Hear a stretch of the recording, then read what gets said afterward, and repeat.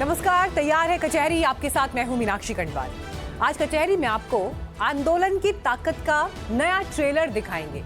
2 साल से बिहार के अभ्यर्थी शिक्षक भर्ती नोटिफिकेशन की मांग कर रहे थे। वो कह रहे थे कि सरकार नौकरी निकाले, लेकिन जैसे ही छात्र आंदोलन पर बैठे, अनशन की बात की, सरकार ने 4 घंटे के अंदर 33,000 नौकरियों का विज्ञापन निकाल दिया। सवाल है, क्या हर बार मांग मनवाने के लिए अब आंदोलन ही करना पड़ेगा? भारत में जनगणना का काम शुरू हो चुका है। इस बार फॉर्म में जाति का कॉलम भी मौजूद है, लेकिन कांग्रेस का आरोप है कि जनगणना वाले फॉर्म में क्लिक करने पर ओबीसी वाला कॉलम गायब है। जाति जनगणना को लेकर कंफ्यूजन क्यों है? क्या ओबीसी के बहाने नया सियासी मुद्दा तैयार हो रहा है? केस डायरी इसकी भी खुलेगी। 10:30 बजे कचहरी में एक सनसनीखेज मुकदमा होगा भोपाल से, जहां 100 रुपए के लालच और 1.25 करोड़ रुपए के झूठ ने एक परिवार की खुशियां छीन ली। कैसे मोबाइल की स्क्रीन पर परोसे गए एक झूठ ने नाबालिगों के हाथ खून से रंग दिए, कचहरी में इसकी बात करेंगे। लेकिन सबसे पहले आपको खबर दिखाएंगे एक हाई स्पीड फैसले की कहानी से जुड़ी।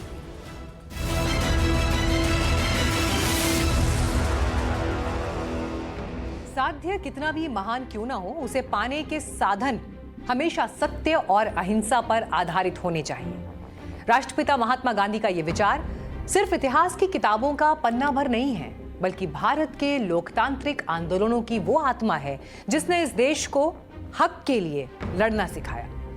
गांधी जी का पहला सत्याग्रह, चंपारण का आंदोलन, बिहार की मिट्टी से शुरू हुआ था।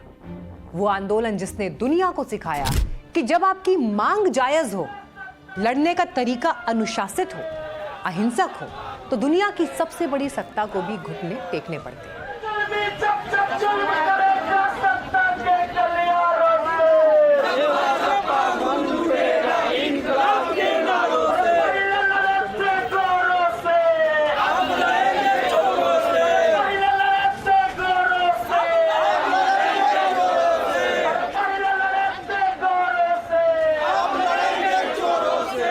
आज दशकों बाद जब हम बिहार के गर्दनीबाद में छात्रों के हाथों में महात्मा गांधी की तस्वीर देखते हैं, तो मन में ये ख्याल आता है, क्या गांधीगिरी आज भी इस देश के आंदोलनों की सबसे बड़ी ताकत है?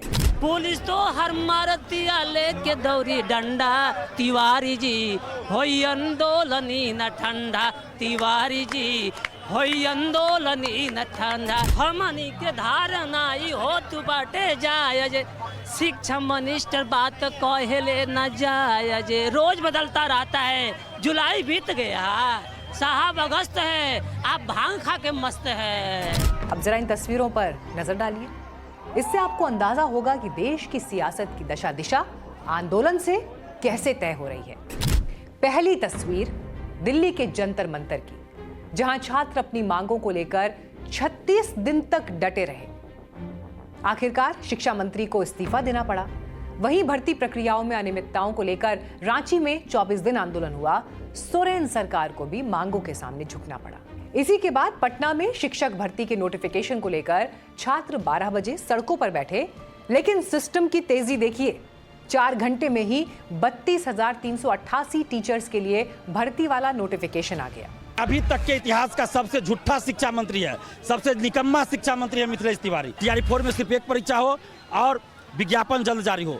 इसके अलावा बीएसएससी एग्जाम डेट घोषित करे, संविदा वेटेज हटे, लाइब्रेरियन की बहाली आए, बीईटी का आयोजन हो, दरोगा सिपाही बीएसएससी में पारदर्शिता लाई जाए। कभी आपने सरकार को इतनी बिजली की रफ्तार से काम करते देखा है?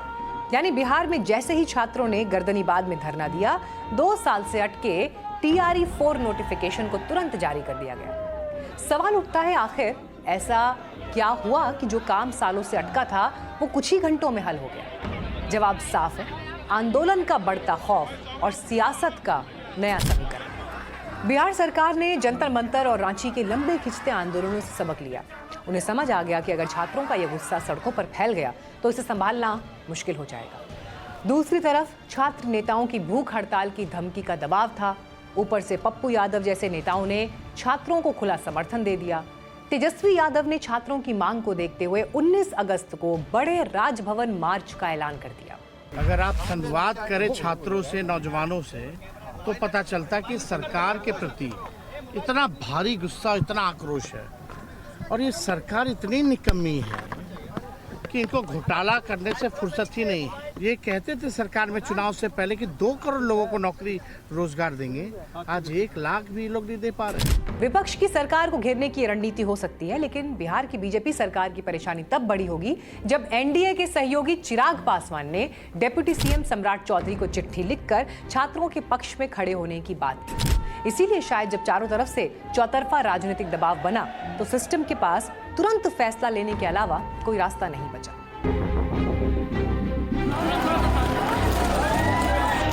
अब जरा लखनऊ की तस्वीरें देखिए।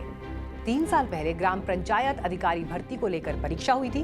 कुछ उम्मीदवारों ने प्रोटेस्ट किया, पोस्टर बैनर लेकर पहुंचे। उनका रिजल्ट 17 अगस्त को जारी कर दिया गया। अब इसी की देखा देखी जूनियर असिस्टेंट भर्ती के उम्मीदवार आयोग के ऑफिस के बाहर धरना प्रदर्शन कर रहे हैं। खुद डिप्टी सीएम ब्रजेश पाठक प्रदर्शनकारी छात्रों से मिले।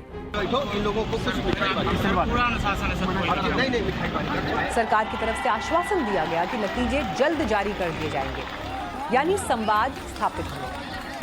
ट्रिपल एससी के जेईई एग्जाम के संबंध में आए थे। हमने अधिकारियों को निर्देश दिया है कि इनकी बात सुनी जाए और इनकी जो ग्रीवेंसेज हैं, जो इनकी प्रॉब्लम है, उसका निराकरण आज ही किया जाए। सबसे बड़ा सवाल ये है कि क्या अब शिक्षा और रोजगार देश की नई सियासी जमीन बन रहे हैं? क्योंकि अब तक चुनाव धर्म, जाति, मुफ्त की योजनाओं और वादों पर लड़े जाते थे, लेकिन हाल के घटनाक्रम बताते हैं कि अब देश का युवा, चाहे वो नीट पेपर लीक का मुद्दा हो, जेपीएससी में पारदर्शिता की मांग हो या समय पर भर्तियों का नोटिफिकेशन हो, वो सड़कों पर उतरकर अपनी शर्तों पर राजनीति का एजेंडा तय कर रहा है। जेएसएससी, सीजीएल समेत टीडीपीएल द्वारा आयोजित सभी परीक्षाएं रद्द की जो मांग थी वो हमारी पूरी हो गई है। यह एक छात्रों का आंदोलन का ऐतिहासिक जीत है। और शायद राजनीतिक पार्टियों को भी अब ये समझ आ गया है कि बेरोजगार युवा कोई साइलेंट वोट बैंक नहीं है। वो सोशल मीडिया से लेकर सड़कों तक अपनी आवाज उठाना जानते हैं। दरअसल जंतर मंतर ने देश को आंदोलन की एक नई भाषा भी सिखाई है। सोशल मीडिया के जरिए छात्र चंद घंटों में हजारों की संख्या में एकजुट हो रहे हैं। सरकार के सामने स्पष्ट और समयबद्ध मांग रखते हैं, यानी आश्वासन नहीं, 24 घंटे में नोटिफिकेशन। आंदोलन का तरीका ऐसा कि किसी को कोई मौका ना मिले, यानी हाथों में तिरंगा, गांधी की तस्वीर, लेकिन इरादे एकदम सख्त। इसीलिए जैसे ही गर्दनीबाद में छात्र बैठे, सरकार को आनन फानन में फैसला लेना पड़ा। लेकिन इसी के साथ एक सवाल भी है कि आप सचिवालयों और दफ्तरों में फैसले तभी लिए जाएंगे जब लोग सड़कों पर उतरेंगे। क्या हमारी प्रशासनिक व्यवस्था इतनी सुस्त हो चुकी है कि बिना किसी आंदोलन, बिना किसी घेराव की धमकी के छात्रों को उनका हक समय पर नहीं मिल सकता? हम मार्शल कौम हैं, जिधर जवानी चलती उधर जमाना चलता है। युवाओं के लिए ही राजनीति है, क्योंकि राजनीति का जो शब्द है लिखा गया, चर्चिल ने लिखा है कि राजनीति एक अभिभावक है, जनता के पैसे जनता के भविष्य के लिए है, उनकी सुरक्षा देश के विकास के। तो युवाओं का अभिभावक होना चाहिए ना। गांधी जी ने कहा था कि अन्याय का विरोध करना हर नागरिक का परम कर्तव्य है। बिहार में छात्रों के सामने सरकारी नोटिफिकेशन का चंद घंटों में आ जाना ये साबित करता है कि लोकतंत्र में जनता की आवाज से बड़ी कोई शक्ति नहीं होती। लेकिन इसमें एक चेतावनी भी जुड़ी है। सरकार और प्रशासन को अपनी कार्यशैली बदलनी होगी। युवाओं को अपने हक के लिए बार बार सड़कों पर न उतरना पड़े, पेपर लीक और लेट लतीफी का तंत्र खत्म हो, तभी सही मायनों में सुशासन की नींव रखी जा सकती है। बढ़ते आगे कचहरी में अब खोलते हैं राम मंदिर में चढ़ावा चोरी की केस डायरी। ये ऐसा मुकदमा है जिसमें जवाबदेही का मसला सबसे ऊपर था, लेकिन एसआईटी की जो फाइनल रिपोर्ट आई उसमें जवाबदेही गुमशुदा है। ऐसा लग रहा है कि जो लोग पकड़े गए हैं उन्हें ही असली गुनहगार मान लिया गया है। आखिर एसआईटी की फाइनल रिपोर्ट में ऐसा क्या है जिस पर सवाल उठ रहे हैं? खोलते हैं अब इसकी फाइल।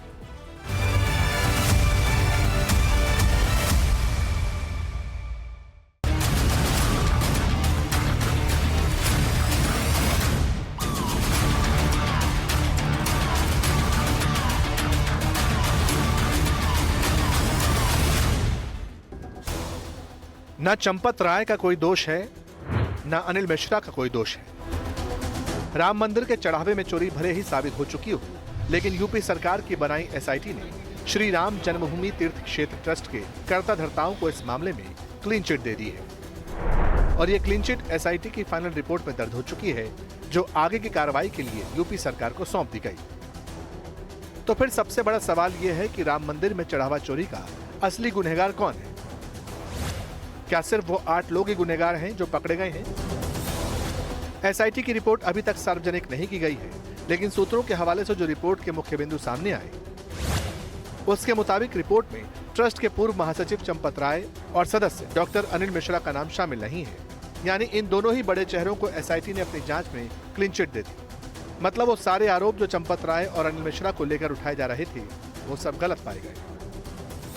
सूत्रों के मुताबिक हालांकि रिपोर्ट में उन सभी 8 आरोपियों के नाम शामिल हैं जो चढ़ावा चोरी केस में पहले से ही जेल में हैं और जिनसे पुलिस पहले ही कई बार पूछताछ कर चुकी है, जिनमें टिन्नू यादव से लेकर अनुकल्प मिश्रा, लवकुश मिश्रा, रमाशंकर मिश्रा और सुभाष चंद्र श्रीवास्तव जैसे आरोपी शामिल हैं। ये वो आरोपी हैं जिनके घर, मकान, दुकान और वित्तीय लेन देन के बारे में जांच के बाद तमाम खुलासे पहले ही हो चुके हैं। यूपी के गृह विभाग ने ये रिपोर्ट राम मंदिर ट्रस्ट के अध्यक्ष महंत नृत्य गोपाल दास को सौंपी है। इसे राम मंदिर ट्रस्ट की 2 सितंबर को होने वाली बैठक में रखा जाएगा। ट्रस्ट ने ही उत्तर प्रदेश सरकार से चढ़ावा चोरी की एसआईटी जांच का अनुरोध किया था। बैठक के बाद रिपोर्ट को लेकर आगे की रूपरेखा तय होगी, लेकिन समाजवादी पार्टी से लेकर कांग्रेस तक ने यूपी सरकार की एसआईटी रिपोर्ट पर सवाल उठा दिए हैं। सरकार जिम्मेदार लोगों को, बड़ी मछली को बचा रही है। मर्यादा पुरुषोत्तम राम की धरती अयोध्या को कलंकित किया गया है, प्रभु श्री राम के दरबार को कलंकित किया गया है। भले सरकार माफ कर दे, लेकिन प्रभु के दरबार की डकैती है, इनको सजा मिलेगी। हाँ मिलनी है क्लीन चिट, सैया भाई तो कोतवाल डर का इसका। हाँ मिलनी है क्लीन चिट, सैया भाई तो कोतवाल डर का इसका। हालांकि उत्तर प्रदेश सरकार इस पूरे मसले पर अभी बहुत संभल कर बोल रही है। एनडीटीवी इंडिया से बात करते हुए यूपी के कैबिनेट मंत्री संजय निषाद ने क्या कहा, सुनिए। तो संत और सरकार तो इसमें शामिल नहीं, बल्कि सरकार तो उन चोरों के खिलाफ है, जेल भेजवाई है, जो उनके खिलाफ कार्रवाई कर रही है। तो हम कह रहे हैं कि चोरों के खिलाफ जो है आवाज उठाएं कि चोर है, इनको फांसी होनी चाहिए। और इस तरीके के और मंदिर है, मस्जिद है, गुरुद्वारे, उसमें कानून बनना चाहिए। चंपत राय जी और अनिल मिश्रा जी की जिम्मेदारी क्या थी आपकी नजर में? उनको इस्तीफा देना चाहिए था, उनको अलग हो जाना चाहिए जांच होने तक, बस।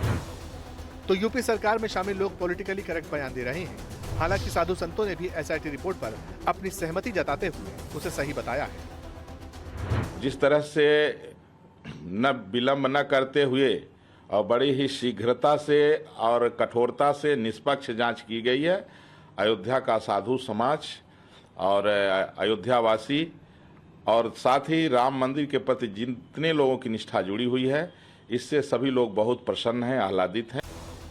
वैसे अभी एसआईटी रिपोर्ट को लेकर एक पेच बाकी है, क्योंकि यूपी सरकार की एसआईटी को लेकर सवाल उठाए गए थे और सुप्रीम कोर्ट के आदेश के बाद नई एसआईटी टीम बनाई गई थी।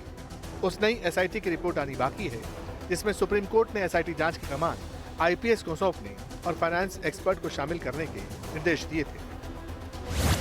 20 जुलाई को नई एसआईटी बनी, जिसमें लखनऊ रेंज के आईजी किरण एस, डीआईजी अयोध्या सोमेन वर्मा और अयोध्या एसएसपी गौरव गुरुवर को शामिल किया गया। ये एसआईटी अब भी चढ़ावा चोरी की जांच कर रही है। तो कुल मिलाकर चढ़ावा चोरी का मुद्दा अभी भी जिंदा है और समाजवादी पार्टी से लेकर कांग्रेस इस मुद्दे को ठंडा पड़ने नहीं देना चाहती, क्योंकि कुछ ही महीनों के भीतर यूपी में विधानसभा चुनाव होने वाले हैं। जाहिर है उसके पास ये बड़ा सियासी हथियार है। तो यूपी के चुनाव से पहले राम मंदिर चढ़ावा चोरी मामले में क्लीन चिट के सियासी मायने भी माने जा रहे हैं, लेकिन चुनाव से पहले एक और मसला सत्ता पक्ष को बेचैन कर सकता है, और वो है जाति जनगणना का मसला, जिसमें ओबीसी के कॉलम को लेकर बड़े सवाल उठाए जा रहे हैं। क्या वाकई जनगणना में ओबीसी का कॉलम गायब है? कचहरी में खोलते हैं फाइल।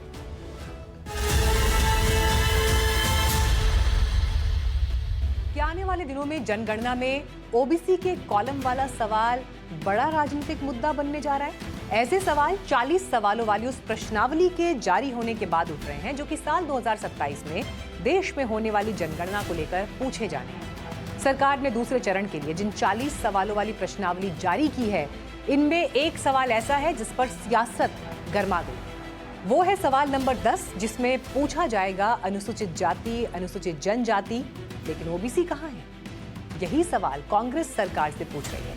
कांग्रेस का आरोप है कि जिस जाति जनगणना की मांग को लेकर विपक्ष बरसों से आवाज उठा रहा था, उसी में ओबीसी के लिए अलग कॉलम तक नहीं रखा गया।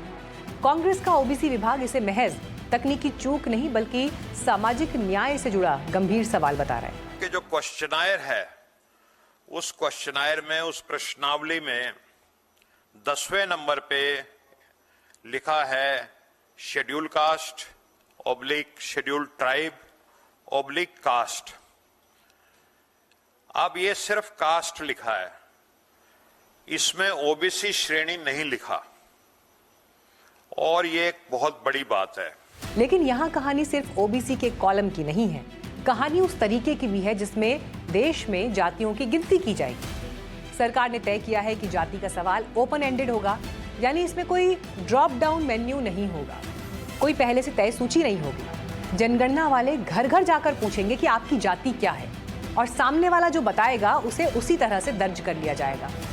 अब देखिए, सुनने में तो ये तरीका आसान लगता है, लेकिन असली सवाल यहीं से शुरू होता है, क्योंकि भारत में एक ही समुदाय के अलग अलग इलाकों में अलग अलग नाम हो सकते हैं, एक ही जाति की अलग अलग स्पेलिंग हो सकती है, कई उपजातियां हो सकती हैं। अगर हर व्यक्ति अपनी जाति अपने तरीके से लिखवाएगा तो सवाल है कि क्या बाद में इन करोड़ों एंट्रीज को साइंटिफिक तरीके से एक स्टैंडर्ड श्रेणी में बदला जा सकेगा। एक ही जाति एक छोटे से प्रदेश में 12-15 नाम है उसके, तो जिसको कहते हैं इतना ओवरवेलमिंग डाटा आ जाएगा, डाटा की सुनामी आ जाएगी, उसमें सब डूब जाएगा।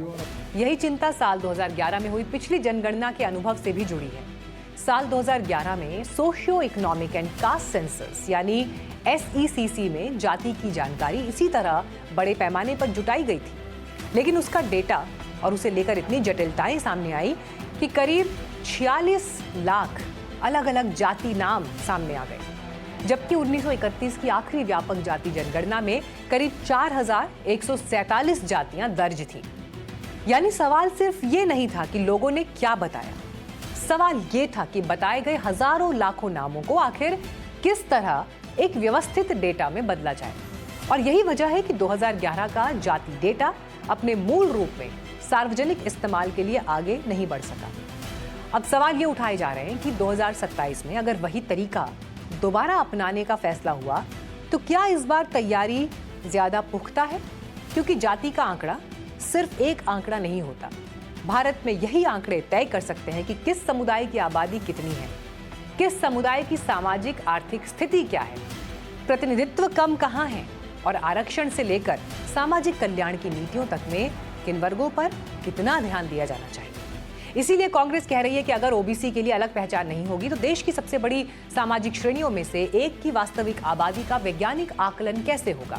जो डाटा इस जनगणना से आने वाला है वो पहली बात तो बाहर भी नहीं आएगा, और यदि बाहर भी आ जाएगा तो उसके अंदर ये पहचान नहीं होगी कि इस देश की जो नागरिक है वो कौन से वर्ग से आता है, कौन से जाति से आता है, क्योंकि इसके अंदर सीधे सीधे तौर पर उनका सरनेम और टाइटल पूछने का काम करने का प्रयास कर रहे हैं वो। लेकिन केंद्र की जनगणना में तरीका अलग है। हालांकि यहीं से बड़ा सवाल भी निकलता है कि अगर जाति जनगणना का मकसद सिर्फ लोगों से उनकी जाति पूछना नहीं बल्कि देश की जातीय सामाजिक तस्वीर सामने लाना है, तो फिर डेटा संग्रह से लेकर डेटा वर्गीकरण तक की क्या और स्पष्ट व्यवस्था नहीं होनी चाहिए। लेकिन सत्ताधारी बीजेपी सवाल उठाने वालों पर ही सवाल उठा रही है। और जाति जनगणना जब होगी तो राहुल जी आप कौन सी जाति में आओगे ये आपको बताना पड़ेगा, क्योंकि आपके दादाजी फिरोज गांधी, आप फिरोज गांधी क्या है हमें बताने की जरूरत नहीं है। बीजेपी का ओबीसी मोर्चा तो ये बताना तक नहीं भूल रहा कि प्रधानमंत्री ने ओबीसी के लिए कितना कुछ किया है।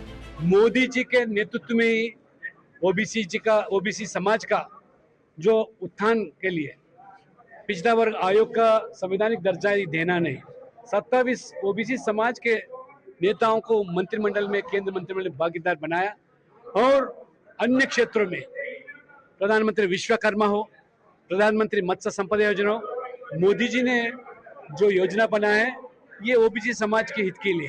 बहरहाल जनगणना में ओबीसी की बात निकली है तो दूर तलक जाएगी, लेकिन क्योंकि आने वाले महीनों में कुछ इम्पोर्टेंट इलेक्शंस होने जा रहे हैं, जाहिर है ऐसे मौसम में विरोधी ये सवाल उछालते रहेंगे कि अगर किसी समुदाय की आबादी ही सही दर्ज नहीं हुई तो उसके हिस्से की नीतियां, रिप्रेजेंटेशन और संसाधनों का हिसाब कैसे सही होगा। इसीलिए सरकार के सामने चुनौती सिर्फ जनगणना कराने की नहीं है, चुनौती एक ऐसा जातीय डेटा तैयार करने की भी है जिस पर ऐसे सवाल ना उठे, क्योंकि जाति का आंकड़ा अगर सही है तो यह सामाजिक न्याय की नींव बन सकता है।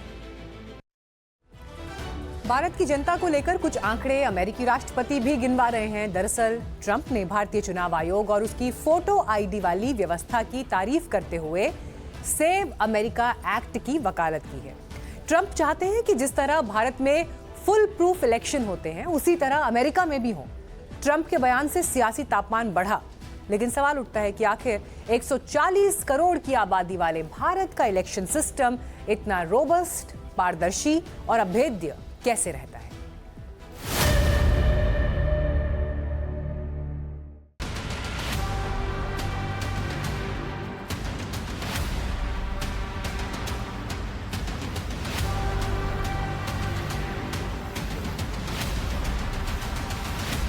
Save America act.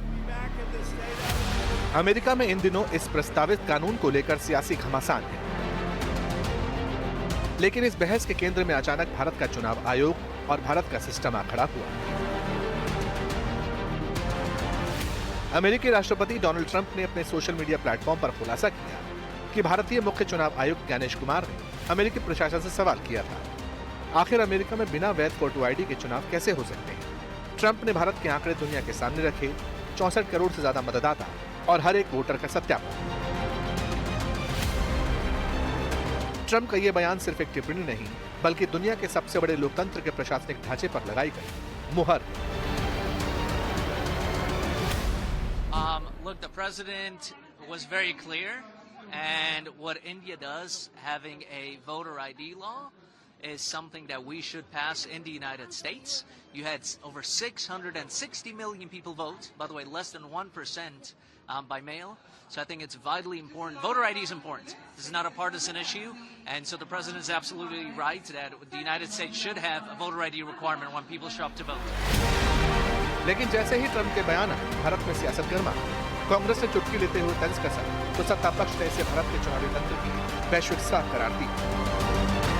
Donald Trump साहब ने जो भारत की चुनाव व्यवस्था की पारदर्शिता की लेकर के जो तारीफ की है, मैं उनका धन्यवाद कर सकता हूं, लेकिन मैं ये मानता हूं, जानता भी हूं और मानता भी हूं कि कांग्रेस पार्टी तो अपने हिसाब से, अपनी अनुकूलता से ऐसे सारे बयानों को पिक एंड चूज करती है। एक बार फिर कर लेंगे। हम तो कह रहे हैं ले जाओ, कल ले जाते हो आज ले जाओ, अगली फ्लाइट से हम ईवीएम भी भिजवा देंगे, वहां एसआईआर भी कराओ, to serve with love, SIR कराओ। फिर डोनाल्ड ट्रंप लाइन में लगे रहेंगे अपने कागज लेके, मेरे पिताजी यहाँ के थे, मेरे माताजी वहां की थी, पिछला वोट वहां दिया था। ले जाए, हम तो चाहते हैं ले जाए।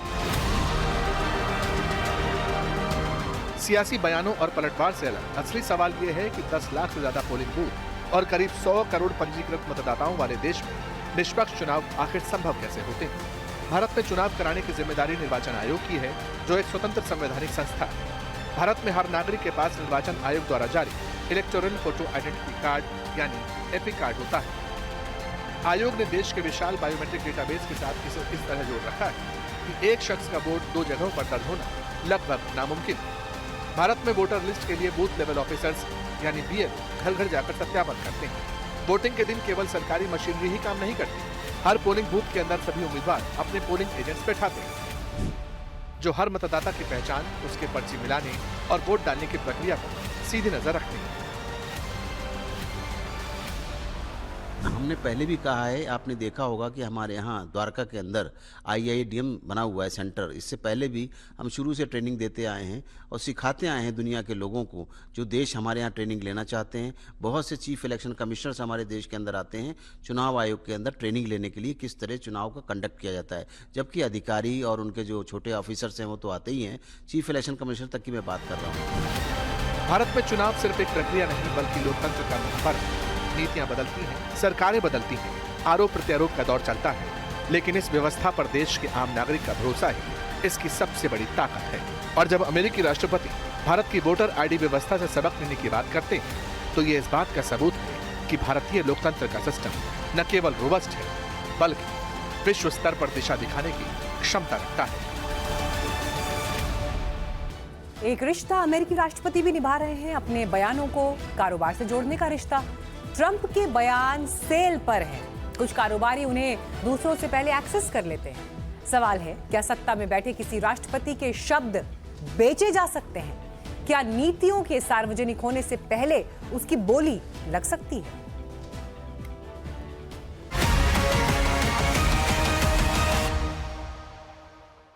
₹100, सिर्फ ₹100। आज के दौर में ₹100 के लिए कौन अपनी जिंदगी दांव पर लगाएगा? लेकिन भोपाल पुलिस के मुताबिक ₹100 का लालच देकर 16 साल के लड़के रेहान को घर से बुलाया गया और फिर उसकी हत्या कर दी गई। लेकिन इस कहानी का सबसे खौफनाक पहलू सिर्फ हत्या नहीं है। खौफनाक हिस्सा वो सोच है जिसने हत्या की वजह पैदा की। पुलिस के मुताबिक कुछ लड़कों ने सोशल मीडिया पर एक वीडियो देखा। वीडियो में दावा किया गया था कि इंसानी अंग बेचकर लाखों करोड़ों रुपए कमाए जा सकते हैं। बताइए, एक झूठा वीडियो, एक झूठा लालच और कीमत चुकानी पड़ी एक मासूम जिंदगी को। इस केस में अभी जो है इस केस में प्रारंभिक विवेचना की गई है, जिसमें मृतक की शिनाख्त की गई है। वह जो आरोपी जिन्होंने इनके साथ ये घटना की थी उनकी गिरफ्तारी की गई है। उनका अभी पेश करके उनका PR लिया जाएगा। वो अन्य जो चीजें हैं इसमें आगे विवेचना में सामने आएंगी। ये भोपाल के छोटे तालाब के धोबी घाट की कहानी है, जहां 10 अगस्त को एक लावारिस शव मिला। किसी को उसका चेहरा पहचान में नहीं आ रहा था। पुलिस के सामने भी सबसे पहला सवाल यही था कि आखिर ये लड़का कौन है। जांच शुरू हुई, शव की तस्वीरें लोगों तक पहुंचाई गई, सोशल मीडिया की मदद ली गई, घर घर जाकर पूछताछ हुई और फिर एक टैटू ने रानी शाह नाम की एक महिला को 5 दिन से लापता उसके बेटे तक पहुंचा दिया। उस लड़के की लाश के बाएं हाथ पर अंग्रेजी का S और उसके नीचे शंकर लिखा टैटू बना था। रानी शाह ने निशान देखा और पहचान लिया कि ये शव उनके बेटे रेहान का है। रेहान पेन और चाबी के छल्ले बेचा करता था। एक मामूली परिवार का लड़का था जिसके सपने शायद बहुत बड़े नहीं थे, लेकिन जीने का हक तो उसका भी उतना ही बड़ा था जितना किसी का भी होगा। और पुलिस के मुताबिक उसकी जिंदगी की कीमत लगाई गई मात्र ₹100। आरोपी जो है जोएब जो बालिग आरोपी है, वो एक नाबालिग आरोपी उसको जानता था। एक ही क्षेत्र के रहने वाले हैं।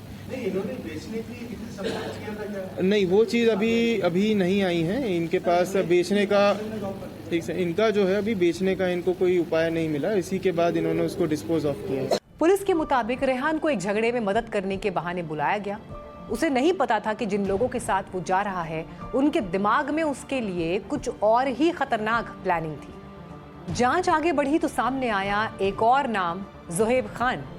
पुलिस के मुताबिक जोहेब ने खुद डॉक्टर को बताया कि वो BBA का स्टूडेंट है। आरोप है कि उसी ने दूसरे लड़कों को एक वीडियो दिखाया जिसमें दावा किया गया था कि नाबालिग के शरीर के प्राइवेट पार्ट को बेचकर 1 करोड़ 20 लाख रुपए तक कमाए जा सकते हैं। सोचिए, एक वीडियो ने इन लड़कों के दिमाग में करोड़ों का सपना डाल दिया और उस एक सपने को पूरा करने के लिए एक नाबालिग लड़के को निशाना बना लिया गया। जबकि सोशल मीडिया पर दिखने वाला हर वीडियो सिर्फ वीडियो नहीं होता। कभी कभी एक झूठ किसी के दिमाग में लालच बनकर उतरता है, लालच अपराध बनता है और अपराध किसी परिवार को तबाह कर देता है।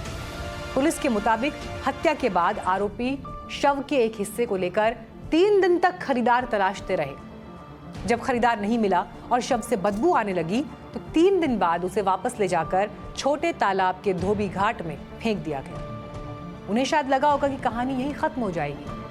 उन्हें लगा होगा कि एक लावारिस शव, एक बंद फाइल और सब कुछ खत्म। लेकिन एक टैटू ने कहानी खोल दी। पुलिस ने मुख्य आरोपी जोहेब खान और आमिर कुरैशी को गिरफ्तार कर लिया और 3 नाबालिगों को हिरासत में लिया। और यही इस पूरी कहानी का सबसे बड़ा सवाल है। ये सिर्फ भोपाल का सवाल नहीं, ये सिर्फ पुलिस जांच का भी सवाल नहीं, ये सवाल हमारे घरों का है, हमारे बच्चों का है और उस डिजिटल दुनिया का है जहां एक स्क्रीन के दूसरी तरफ बैठा कोई भी व्यक्ति कुछ भी दावा कर सकता है। लेकिन क्या हर दावा सच होता है? क्या इंटरनेट पर दिखा हर वीडियो ज्ञान है? क्या वायरल होना सच होने की गारंटी है? नहीं। और शायद यही बात रेहान की हत्या को हमें सबसे डरावने तरीके से समझाती है। क्योंकि यहाँ एक तरफ था 100 रुपए का लालच और दूसरी तरफ 1 करोड़ 20 लाख रुपए का झूठा सपना। बीच में था एक 16 साल का लड़का जिसे शायद ये भी नहीं पता था कि वो जिस दुनिया में जा रहा है वहां से वापस लौटने का मौका नहीं मिलेगा। सोशल मीडिया ने दुनिया को जानकारी दी है, लेकिन उसी सोशल मीडिया पर झूठ भी उतनी ही तेजी से दौड़ता है। फर्क सिर्फ इतना है कि सच को जांचने में वक्त लगता है, झूठ को वायरल होने में नहीं। और जब झूठ के साथ लालच जुड़ जाए तो उसका असर सिर्फ स्क्रीन तक नहीं रहता। रेहान की कहानी इसीलिए सिर्फ एक मर्डर केस नहीं है, ये एक चेतावनी है उन तमाम बच्चों के लिए जो इंटरनेट पर कुछ भी देखते हैं, और उन तमाम परिवारों के लिए जो समझते हैं कि बच्चा कमरे में बैठा है तो सुरक्षित है, क्योंकि खतरा हमेशा बाहर नहीं होता, कभी कभी खतरा एक स्क्रीन के अंदर होता है। बात जब स्क्रीन की आती है तो बड़ी स्क्रीन के जलवे की बात होती है। बड़े सितारे अपने आप में बड़ा ब्रांड होते हैं, लेकिन जब ये किसी ब्रांड की मार्केटिंग करते हैं तो कई बार सिचुएशन ऐसी हो जाती है जिसका सामना शाहरुख खान, अजय देवगन और टाइगर श्रॉफ कर रहे हैं। बॉलीवुड के सितारे एक ब्रांड के विज्ञापन में कैसे घिरे, कचहरी में खोलते हैं ये फाइल।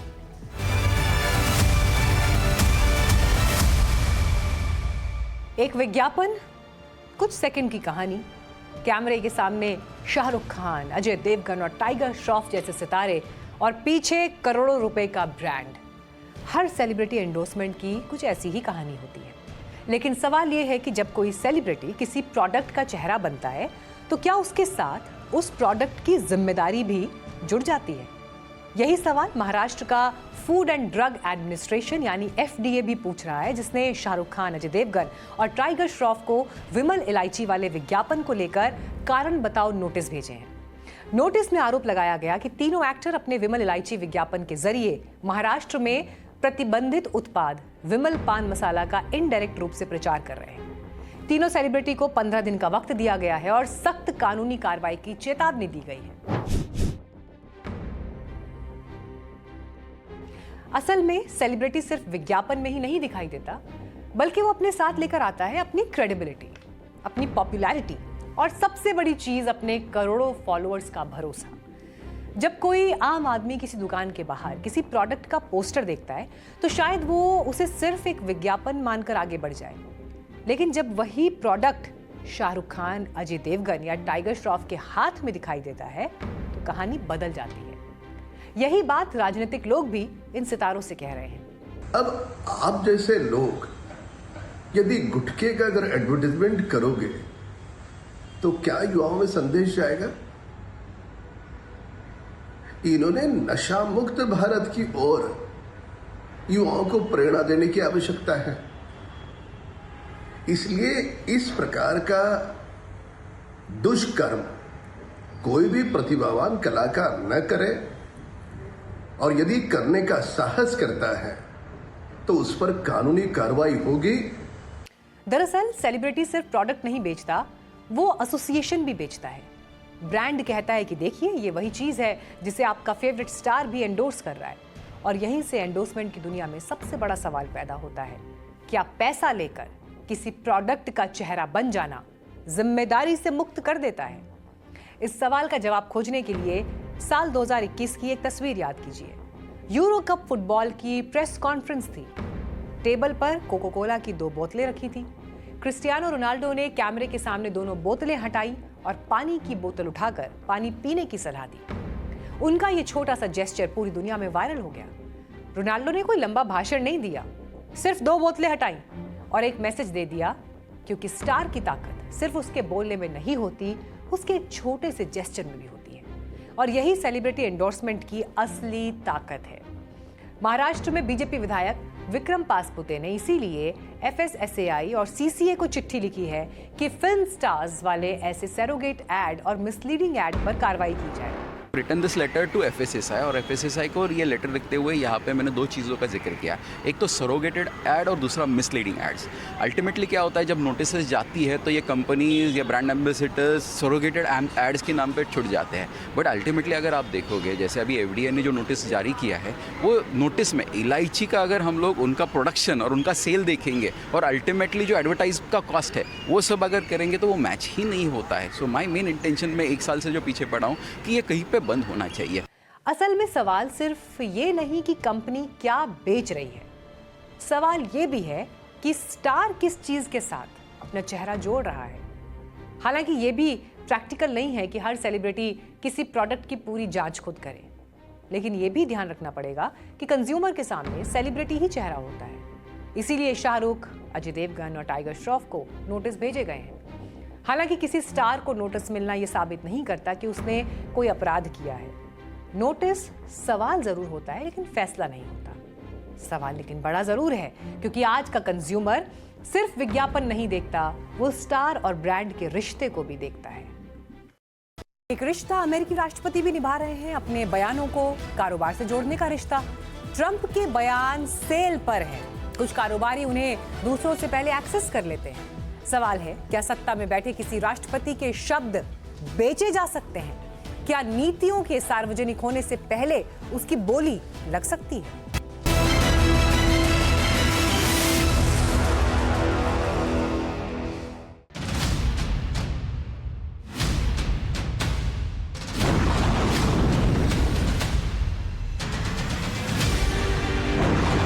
ईरान युद्ध को लेकर अब तक एक पैटर्न नजर आया है। जब जब डोनाल्ड ट्रंप ने बड़ा ऐलान किया, बाजार डोला है।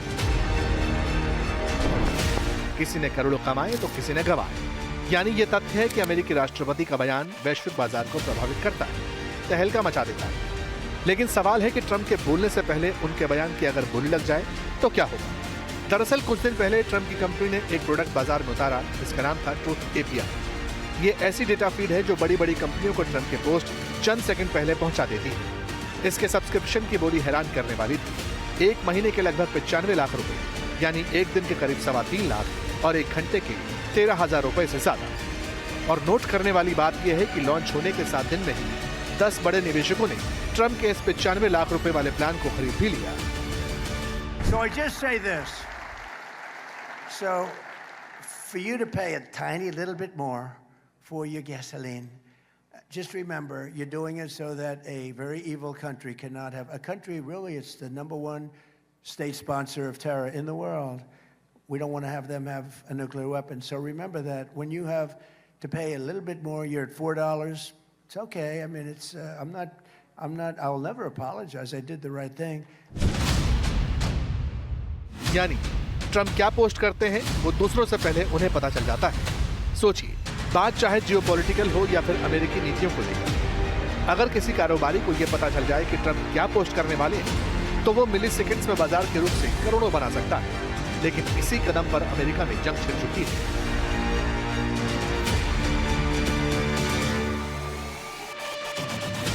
द इंटरसेप्ट और freedom of the press foundation ने न्यूयॉर्क की मैनहट्टन फेडरल कोर्ट में एक जनहित याचिका दाखिल कर दी है।